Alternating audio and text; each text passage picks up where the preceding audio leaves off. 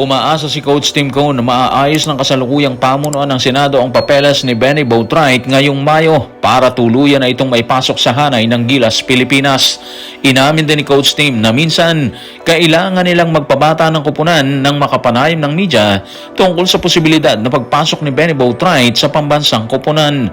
At si Chris Ross, katulad ni Coach Tim Cone, paniwala din kay Benny Boatwright sa patuloy na kampanya ng SMB sa PBA Commissioner's Cup. Tutukan po natin ang lahat ng yan. Pero bago yan, pakisubscribe, like and share na lang muna para pareho tayong updated. Hindi kinalawang, yan ang tila tinura ni Coach Tim Cone tungkol sa nakita nitong performance ni Benny Boatwright sa PBA or sa pagbabalik nito sa PBA. Kasabay ng tila papuri, umaasa rin ang mentor ng Gilas, Pilipinas na makukumpirma na ng Senado si Boatwright ngayong Mayo. Narito ang kanyang pahayag. Tutukan natin si Coach Tim sa report ni Jerry Ramos sa Spin. Sana maayos na yung kanyang mga papeles. Maganda pinapakita niya at maganda ang kanyang laro.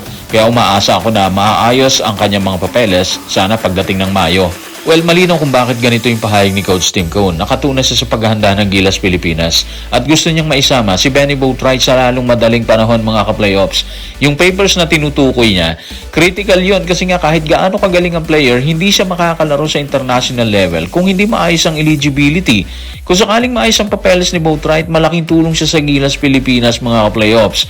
Una, scoring. Kaya niyang gumawa ng punto sa loob at labas. May kakayahan siya mag-create ng sariling tira at hindi siya natitinag sa physical na laro. Pangalawa, versatility. Pwede siyang maglaro bilang stretch forward na kayang bumanat sa tres pero kaya ring pumasok sa paint. Kaya nabubuksan ang spacing ng opensa ng Gilas, Pilipinas. Bukod doon, may impact din siya sa rebounding at energy. Hindi siya basta scorer lang kasi kaya niyang makipagsabayan sa malalakas na katawan ng international competition na madalas naging problema ng Gilas, Pilipinas laban sa mas matatangkad at mas physical na kupunan, di ba? Kapag may ganitong klase kang player, mga ka-playoffs, mas magiging balance yung lineup niyan. Dagdag pa, kaya niyang magbigay ng second chance points at hustle plays na kadalasang nagiging momentum changer sa laro, lalo na sa mga dikit na laban. Sa kabuuan nitong mga ka-playoffs, kung makumpleto ang papeles ni Benny Boatwright bago ang target timeline, malaking boost yan sa rotation ng Gilas, Pilipinas. Hindi lang siya dagdag puwersa, posibleng maging isa siya sa mga pangunahing sandigan ng team sa mga susunod na bakbakan.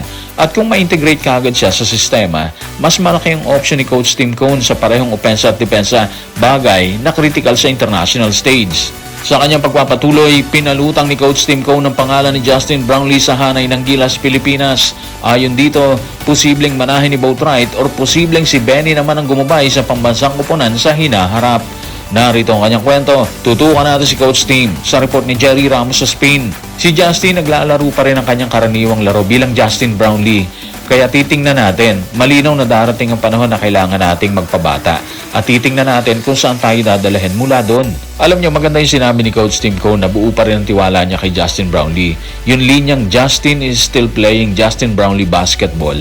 Ibig sabihin niyan, consistent pa rin ang level ng laro. Leader pa rin siya sa scoring, decision making, at clutch moments. Walang indikasyon na bumababa ang performance niya, di ba? Kaya natural na sandigan pa rin siya ng Gilas, Pilipinas. Pero yung well see na sinabi ni Coach Tim, may lalim po yun eh. Parang sinasabi niya na habang maaasahan pa si Brownlee ngayon, tinitingnan na rin nila yung long-term direction ng team. Hindi lang ito tungkol sa kasalukuyan, kung hindi sa susunod na mga taon. Kung sino ang pwedeng pumalit o malalay habang unti-unting nagbabago ang core ng lineup. Doon papasok yung sinabi niyang darating ang panahon na kailangan nilang magpabata. Ibig sabihin, hindi habang buhay nakaasa ang Gilas sa parehong veterano, di ba? Kailangan nilang mag-develop ng mas batang players na pwedeng magdala ng team sa future. Mas mabilis, mas athletic, at mas sustainable sa long run. Hindi ito ibig sabihin na papalitan agad si Brownlee. Kung hindi, unti-unting transition habang nandyan pa siya bilang guide or leader. At yung huling bahagi na we'll see where we go from there, nagpapakita na bukas pa rin ang lahat ng options, di ba? Depende yan sa performance ng team, availability ng players, at development ng mga bagong puwersa. Sa madaling salita mga ka-playoffs, nasa proseso pa yung Gilas. May kasalukuyang sandigan kay Brownlee. Pero sabay na rin silang naghahanda para sa susunod na generation. Samantala, kung nagpahayag na magandang mensahe si Coach Tim para kay Boatwright, tila hindi naiiba si Chris Ross. Ayon sa kanya, maswerte ang SMB dahil nakuha nila si Benny Boatwright matapos palitan si Justin Patton. Narito ang kanyang kwento. Tutukan natin si Chris Ross sa report ni Christian Jacinto ng Spain. Mahirap talaga kapag sinusubukan mong i-integrate ang mga players sa gitna ng conference. Kaya maswerte kami na nang maging available si Benny, nakuha namin siya. Nakapaglaro na siya kasama ang karamihan sa mga players ng team. Pamilyar kami sa kanya at pamilyar din siya sa amin. Yung usapin sa import, tapos na yan ngayon dahil nakuha namin ng isang player na sanay na kami at nakasama na namin magkampiyon. Kaya nandyan ang kumpiyansa namin sa kanya at ganoon din siya sa amin. Kaya maswerte kami na hindi na namin kailangang maghanap pa ng ibang import. Si Benny na magiging player talaga namin. So yung tono ni Chris Ross mga ka-playoffs tungkol sa kampanya ng SMB sa Commissioner's Cup po yan. Nakapokus siya sa stability at familiarity, di ba? Yung unang point niya, mahirap mag-integrate ng players sa mid-conference. Ibig sabihin, malaking challenge talaga kapag may bagong import o bagong piece sa gitna ng laban kasi nga kailangan pa ng adjustment sa sistema, chemistry at syempre yung roles. Kaya para sa SMB, malaking bagay na hindi sila nagsisimula sa zero talaga. Yung second point niya tungkol kay Benny Boatwright, dito makikita yung malaking advantage ng continuity. Dahil dati na siyang nakasama ng core group at nakapag-champion na sila dyan. Hindi na kailangan ng long adjustment period. Sa basketball kasi, lalo na sa import-heavy conferences, malaking bagay yung chemistry advantage kasi minsan, mas nananalo pa yung magkakakilala kaysa sa mas talented pero baguhan pa sa sistema, di ba? Yung third point mga ka-playoffs, yung confidence, dito nagiging crucial. Sabi ni Chris Ross, may tiwala sila kay Benny at may tiwala rin siya sa kanila. Ibig sabihin yan, hindi lang skill ang usapan kung hindi trust within the system.